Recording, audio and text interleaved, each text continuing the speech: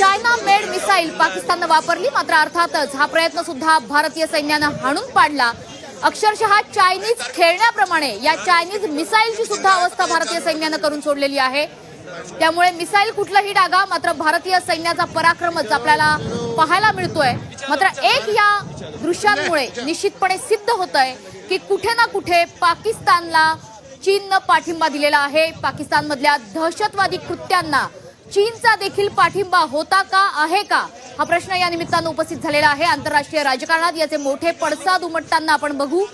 इतकंच नाही तर हा सर्वात मोठा पुरावा असेल भारताकडे की ज्या पद्धतीने भारत हे प्रूव्ह करू शकतो, हे सिद्ध करू शकतो की होशियारपूरमध्ये एकीकडे पाक मिसाईल आहे तर पंजाबमध्ये दुसरीकडे चायना मेड मिसाईल आहे। कुठे ना कुठे चीन हा पाकिस्तानला दहशतवादी कृत्यांमध्ये पाठिंबा देतोय का, त्यांना सहकार्य करतोय का?